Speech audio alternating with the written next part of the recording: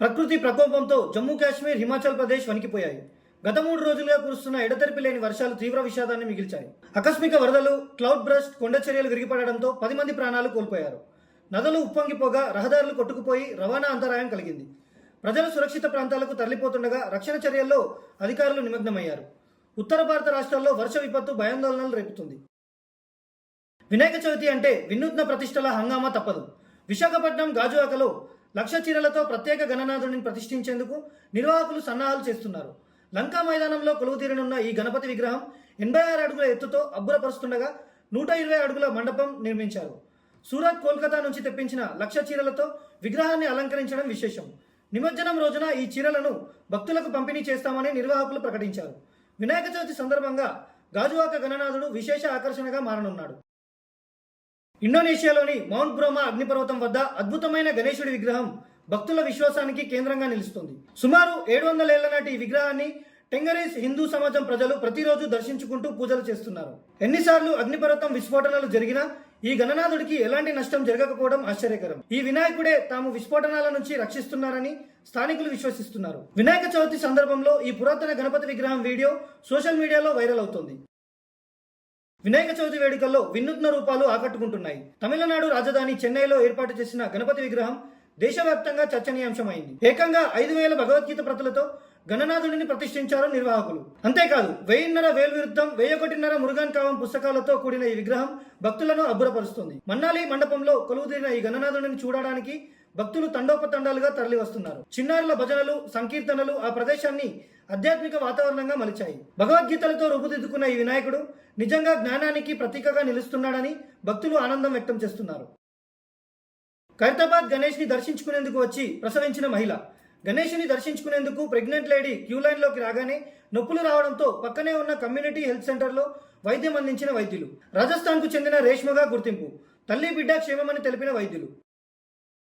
వినాయక చవితి సందర్భంగా భాగ్యనగర్ గణేష్ ఉత్సవ సమితి కార్యాలయం, బహేతి భవన్, సిద్దంబర్ బజార్, హైదరాబాద్లో వినాయక చవితి సందర్భంగా భాగ్యనగర్ గణేష్ ఉత్సవ సమితి కార్యాలయం, బహేతి భవన్, సిద్దంబర్ బజార్, హైదరాబాద్లో నిర్వహించిన పూజా కార్యక్రమంలో హర్యానా మాజీ గవర్నర్ శ్రీ బండారు దత్తాత్రేయ గారు పాల్గొన్నారు.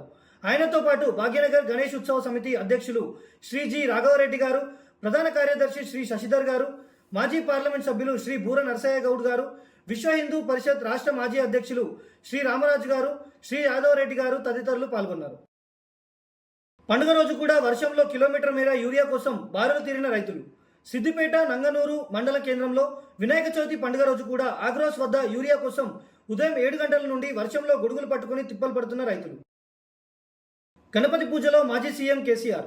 వినాయక చవితి సందర్భంగా బీఆర్ఎస్ అధినేత కేసీఆర్ రాష్ట్ర ప్రజలకు శుభాకాంక్షలు తెలిపారు. ఎర్రవల్లిలోని తన ఫామ్ హౌస్లో కుటుంబ సభ్యులతో కలిసి ఆయన గణపతి పూజలో పాల్గొన్నారు. కేసీఆర్ దంపతులు వినాయకుడికి ప్రత్యేక పూజలు చేసి ఆశీస్సులు అందుకున్నారు. తిరుమలకు ఉపరాష్ట్రపతి అభ్యర్థి రాధాకృష్ణన్. ఎన్డీఏ ఉపరాష్ట్రపతి అభ్యర్థి సిపి రాధాకృష్ణన్ బుధవారం తిరుమల శ్రీవారిని దర్శించుకున్నారు. విమానాశ్రయంలో టీడీపీ చైర్మన్ బీఆర్ నాయుడు ఆయనకు ఘనస్వాగతం పలికారు. అలాగే రాధాకృష్ణన్ తిరుచానూరు శ్రీ పద్మావతి అమ్మవారిని కూడా దర్శించుకున్నారు. హాస్టల్లో చిక్కుకున్న 400 మంది విద్యార్థులు. ప్రాణభయంతో హాస్టల్ భవనంపైకి ఎక్కిన విద్యార్థులు. ఫైర్ బోట్ల ద్వారా 150 మందిని బయటకు తీసుకొచ్చిన అధికారులు. మిగిలిన విద్యార్థులను బయటకు తెచ్చేందుకు ప్రయత్నిస్తున్న అధికారులు. స్థానికుల సహాయంతో రెస్క్యూ ఆపరేషన్ చేస్తున్న ఫైర్ డిపార్ట్మెంట్. నగరంలో ఖైరతాబాద్ గణేశుడి ఉత్సవాలు ఘనంగా ప్రారంభమయ్యాయి. గణనాథుడికి తెలంగాణ గవర్నర్ జిష్ణుదేవ్ వర్మ తొలి పూజ చేశారు. ఈ కార్యక్రమంలో మంత్రి పొన్నం ప్రభాకర్, ఎమ్మెల్యే దానం నాగేందర్, కాంగ్రెస్ నేతలు పాల్గొన్నారు.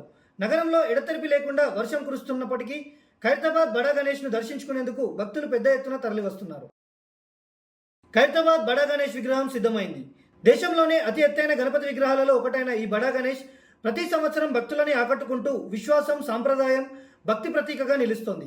ఎగువ నుంచి డ్రోన్ దృశ్యాల్లో చూస్తే వేలాది మంది భక్తులు ఒకే చోట చేరి గణనాథుడి ఆశీర్వాదం కోసం ప్రార్థనలు చేస్తూ ఉత్సాహంతో నిండిపోయిన వాతావరణం మనసు దోచేస్తుంది. గణేష్ చతుర్థి పండుగ కళ, సంస్కృతి, ఆధ్యాత్మికత కలిసే మహోత్సవం అని మరోసారి గుర్తు చేస్తుంది. చిత్రకూట్ జలపాతాల దగ్గర ఇంద్రావతి నది గర్జన. ఇంద్రావతి నది పరివాహక ప్రాంతంలో భారీ వర్షాలు. ఇంద్రావతి నది మహారాష్ట్ర గడ్చిరోలిలోని సోమ్నూర్ వద్ద గోదావరి నదిలో కలుస్తుంది. మెదక్ జిల్లా రామాయంపేట ప్రభుత్వ మహిళా డిగ్రీ కళాశాల హాస్టల్లో సుమారు 350 మంది విద్యార్థినులు వరద నీటిలో చిక్కుకుపోయారు. రాత్రి నుంచి కురుస్తున్న భారీ వర్షానికి హాస్టల్ భవనం చుట్టూ వరద నీరు చేరింది. దీంతో విద్యార్థులు బయటికి రాలేక ఇబ్బందులు పడుతున్నారు. హాస్టల్లో విద్యుత్ సరఫరా నిలిచిపోయింది. విద్యార్థులను బయటకు తీసుకొచ్చేందుకు అధికారులు చర్యలు చేపట్టారు.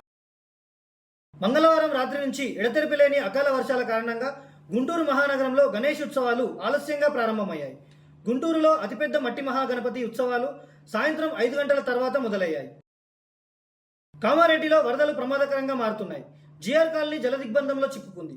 ఓ భవనం గ్రౌండ్ ఫ్లోర్ వరదలో మునిగిపోయింది. అందులో చిక్కుకున్న వారిని కాపాడాలంటూ స్థానికులు వేడుకున్నారు.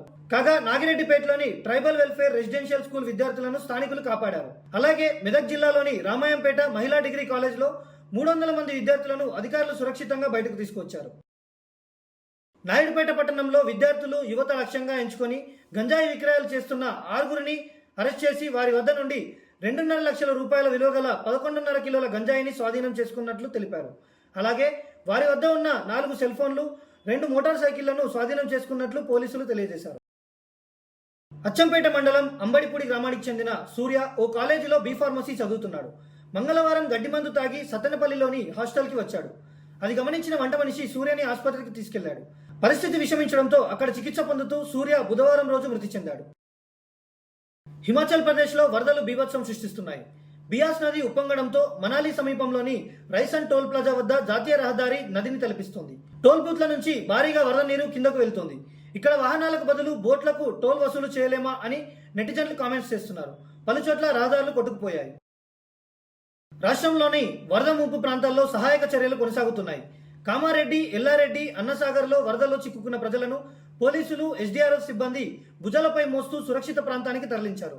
అటు సిరిసిల్ల, గంభీరావుపేటలో అప్పర్ మానేరు వరదల్లో చిక్కుకున్న వారికి డ్రోన్లతో ఆహారాన్ని పంపిణీ చేస్తున్నారు. సహాయక చర్యల్లో భాగంగా ఇప్పటి వరకు కామారెడ్డి, మెదక్లో 504 మందిని రక్షించారు. లేడీ డాన్ నిడిగుంట అరుణకు ఈ రోజు నుండి 3 రోజుల పోలీస్ కస్టడీ ఖరారైంది. ఒంగోలు జైలులో రిమాండ్ ఖైదీగా ఉన్న అరుణను 28, 29, 30వ తేదీల్లో పోలీసులు విచారించనున్నారు. అరుణ, రౌడీ షీటర్ శ్రీకాంత్ నేర సామ్రాజ్యంపై ఇప్పటికే కీలక సాక్ష్యాలు సేకరించిన పోలీసులు ఈ విచారణలో మరిన్ని రహస్యాలు వెలికితీసేందుకు ప్రయత్నిస్తున్నారు. రాష్ట్ర వ్యాప్తంగా కలకలం రేపిన ఈ వ్యవహారంపై అందరి దృష్టి కేంద్రీకృతమైంది.